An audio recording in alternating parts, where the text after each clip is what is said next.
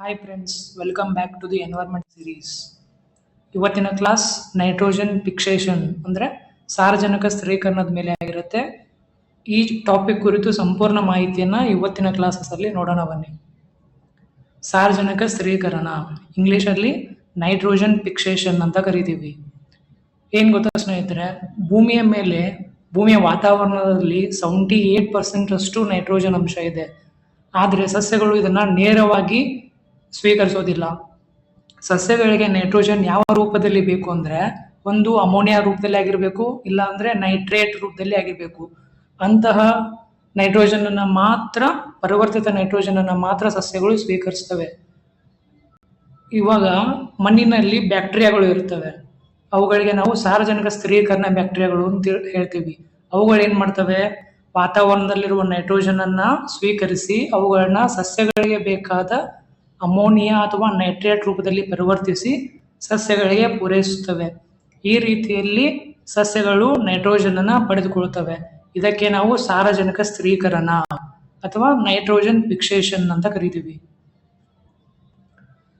ಇವಾಗ ಚಿತ್ರವನ್ನು ಗಮನಿಸಬಹುದು ನೀವು. ವಾತಾವರಣದಲ್ಲಿ 78% ಅಷ್ಟು ನೈಟ್ರೋಜನ್ ಅಂಶ ಇದೆ ಅಲ್ವಾ.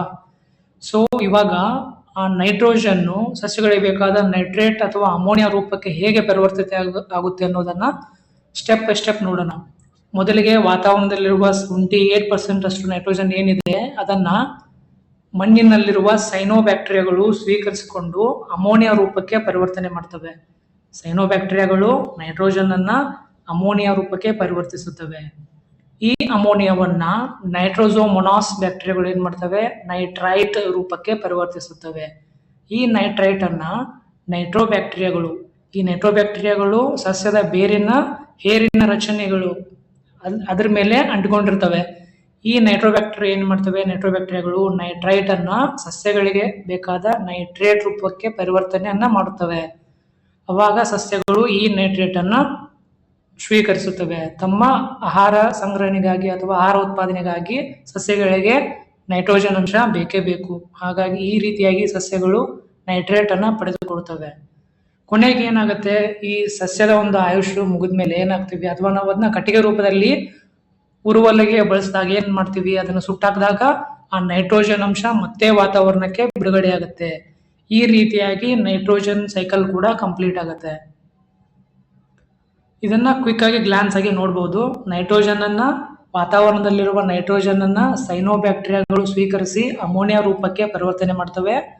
ನೈಟ್ರೋಸೋಮೊನಾಸ್ ಬ್ಯಾಕ್ಟೀರಿಯಾ ಆ ಅಮೋನಿಯಾವನ್ನ ನೈಟ್ರೈಟ್ ರೂಪಕ್ಕೆ ಪರಿವರ್ತನೆ ಮಾಡ್ತವೆ. ಕಡೆಗೆ ನೈಟ್ರೋಬ್ಯಾಕ್ಟೀರಿಯಾಗಳು ಈ ನೈಟ್ರೈಟ್ ಅನ್ನ ನೈಟ್ರೇಟ್ ರೂಪಕ್ಕೆ ಪರಿವರ್ತನೆ ಮಾಡ್ತವೆ. ಈ ನೈಟ್ರೇಟ್ ಅನ್ನ ಸಸ್ಯಗಳು ಬೆಳೆಸ್ಕೊಳ್ತವೆ. ಕೊನೆಗೆ ಸಸ್ಯವನ್ನ ನಾವು ಕಟ್ಟಿಗೆ ರೂಪದಲ್ಲಿ ಉರುವಲಿಗೆ ಬೆಳೆಸ್ಕೊಂಡಾಗ ಸುಡ್ತೀವಲ್ವಾ, ಅದು ವಾತಾವರಣಕ್ಕೆ ರಿಲೀಸ್ ಆಗುತ್ತೆ ನೈಟ್ರೋಜನ್ ಅಂಶ. ಸಾರಜನಕ ಸ್ಥಿರೀಕರಣ ಬ್ಯಾಕ್ಟೀರಿಯಾ ಅಂತ ನೋಡಿದ್ವಿ. ಅವುಗಳಲ್ಲಿ 2 ವಿಧಗಳಿದೆ. ಒಂದು ಸ್ವಾವಲಂಬಿ ಸಾರಜನಕ ಸ್ಥಿರೀಕರಣ ಬ್ಯಾಕ್ಟೀರಿಯಾ, ಇನ್ನೊಂದು ಪರಾವಲಂಬಿ ಸಾರಜನಕ ಸ್ಥಿರೀಕರಣ ಬ್ಯಾಕ್ಟೀರಿಯಾ.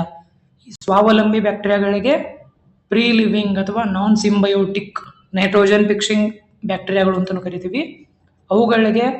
ಅವುಗಳಲ್ಲಿ ಬರುವ ಪ್ರಮುಖ ಉದಾಹರಣೆಗಳೆಂದರೆ, ಒಂದು ಸೈನೋಬ್ಯಾಕ್ಟೀರಿಯಾ ಆಗಿರ್ಬೋದು, ಆನಬೀನಾ, ನಾಸ್ಟಾಕ್, ಅಜೋಬ್ಯಾಕ್ಟರ್, ಬೈಜರಿಂಕಿಯಾ, ಕ್ಲಾಸ್ಟ್ರಿಡಿಯಂ, ಬ್ಯಾಸಿಲಸ್, ರೋಡೋಸ್ಪಿರಿಲಿಯಂ, ಕ್ಲೆಬ್ಸಿಲ್ಲಾ ಪ್ಲಾಂಟಿಕೋಲಾ, ಕ್ಲೆಬ್ಸಿಲ್ಲಾ ನಿಮೋನಿಯೆ.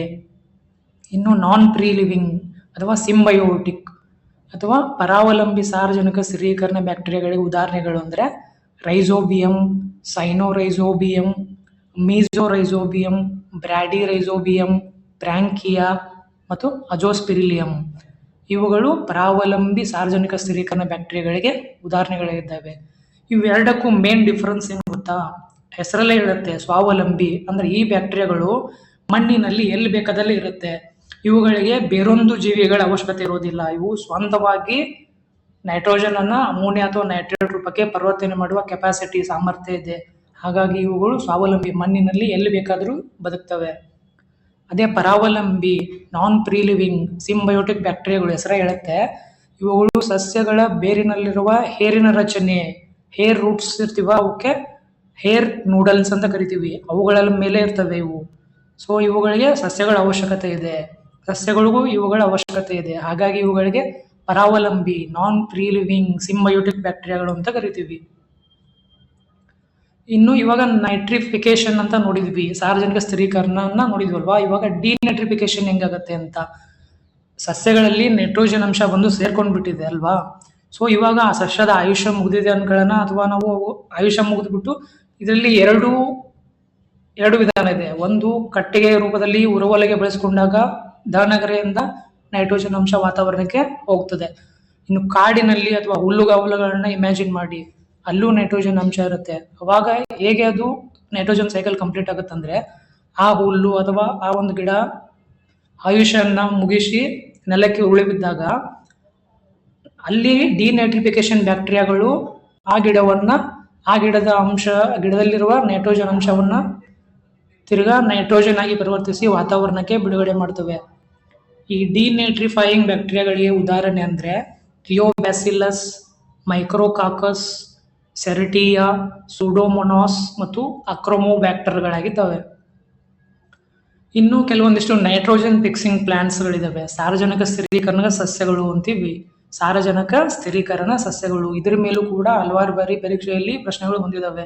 ಈ ಸಾರಜನಕ ಸ್ಥಿರೀಕರಣ ಸಸ್ಯಗಳು ಅಂದ್ರೆ ಇವುಗಳಿಗೆ ಈ ಪ್ರೀ ಲಿವಿಂಗ್ ಸ್ವಾವಲಂಬಿ ನೈಟ್ರೋಜನ್ ಬ್ಯಾಕ್ಟೀರಿಯಾಗಳು ಏನಿದೆ ಅವುಗಳ ಅವಶ್ಯಕತೆ ಇರೋದಿಲ್ಲ. ಇವು ಪರಾವಲಂಬಿ ಸಾರಜನಕ ಸ್ಥಿರೀಕರಣ ಬ್ಯಾಕ್ಟೀರಿಯಾಗಳು ಏನಿದೆ ರೈಜೋಬಿಯಮ್, ಅವುಗಳು ಈ ಸಸ್ಯಗಳ ಗಿಡದ ಹೇರ್ ರೂಟ್ಸ್ ಮೇಲೆ ಇರ್ತವೆ. ಸಸ್ಯಗಳಿಗೂ ಕೂಡ ಈ ಬ್ಯಾಕ್ಟೀರಿಯಾಗಳ ಅವಶ್ಯಕತೆ ಇದೆ, ಬ್ಯಾಕ್ಟೀರಿಯಾಗಳಿಗೂ ಈ ಸಸ್ಯಗಳ ಅವಶ್ಯಕತೆ ಇದೆ. ಹೇಗಂದ್ರೆ ಸಸ್ಯಗಳು ಈ ಬ್ಯಾಕ್ಟೀರಿಯಾಗಳಿಗೆ ಅವುಗಳಿಗೆ ಅವಶ್ಯಕವಾದ ಕಾರ್ಬೋಹೈಡ್ರೇಟ್ಸ್ ಅನ್ನ ಸಪ್ಲೈ ಮಾಡ್ತವೆ. ತಿರ್ಗಾ ಬ್ಯಾಕ್ಟೀರಿಯಾಗಳು ಸಸ್ಯಗಳಿಗೆ ಬೇಕಾದ ನೈಟ್ರೇಟ್ ಅನ್ನ ಒದಗಿಸುತ್ತವೆ. ಈ ರೀತಿ ಕೊಡುಕೊಳ್ಳುವಿಕೆ ಇರುತ್ತೆ. ಹಾಗಾಗಿ ಇವುಗಳಿಗೆ ಸಾರಜನಕ ಸ್ಥಿರೀಕರಣ ಸಸ್ಯಗಳು ಅಂತ ಕರಿತೀವಿ. ಪ್ರಮುಖ ಉದಾಹರಣೆಗಳಂದ್ರೆ ಆಲ್ಫಾ ಆಗಿರ್ಬೋದು, ಕ್ಲೋವರ್, ಲುಫಿನ್ಸ್, ಲೆಂಟಿಲ್ಸ್ ಅಥವಾ ಈ ಪೀನಟ್ ಶೇಂಗಾ ಗಿಡ ಅಂತೀವಲ್ಲ ಅದು, ಮೀಮೋಸಾ, ಸೋಯಾಬೀನ್, ಲೆಗ್ಯೂಮ್ ಸಸ್ಯಗಳು. ಒಟ್ಟಾರೆ ಈ ಲೆಗ್ಯೂಮ್ ಸಸ್ಯಗಳು ಎಲ್ಲ ನೈಟ್ರೋಜನ್ ಫಿಕ್ಸಿಂಗ್ ಪ್ಲಾಂಟ್ಸ್ ಅಡಿಯಲ್ಲಿ ಬರ್ತವೆ. ಲೆಗ್ಯೂಮ್ ಸಸ್ಯಗಳು ಅಂದ್ರೆ ಈ ಹೆಸರು, ಕಡಲೆ, ಶೇಂಗಾ ಅಂದ್ರೆ ಏಕದಳ ದ್ವಿದಳ ಧಾನ್ಯಗಳನ್ನ ಏನ್ ಕೊಡ್ತಾವಲ್ಲ ಸಸ್ಯಗಳು, ಅವುಗಳೆಲ್ಲ ಲೆಗ್ಯೂಮ್ ಸಸ್ಯಗಳು ಅಂತೀವಿ. ಇವುಗಳೆಲ್ಲವೂ ಕೂಡ ನೈಟ್ರೋಜನ್ ಫಿಕ್ಸಿಂಗ್ ಪ್ಲಾಂಟ್ಸ್ಗೆ ಪ್ರಮುಖ ಉದಾಹರಣೆಗಳಾಗಿದ್ದಾವೆ. ಇವತ್ತಿನ ಕ್ಲಾಸಸ್ ನೈಟ್ರೋಜನ್ ಫಿಕ್ಸೇಷನ್ ಆಗಿತ್ತು. ಈ ಕಾನ್ಸೆಪ್ಟ್ ಸರಳವಾಗಿ ಅರ್ಥ ಆಗಿದೆ ಅನ್ಕೊಳ್ತೀನಿ. ಮುಂದಿನ ತರಗತಿಯಲ್ಲಿ ಸಿಗೋಣ. Thank you so much.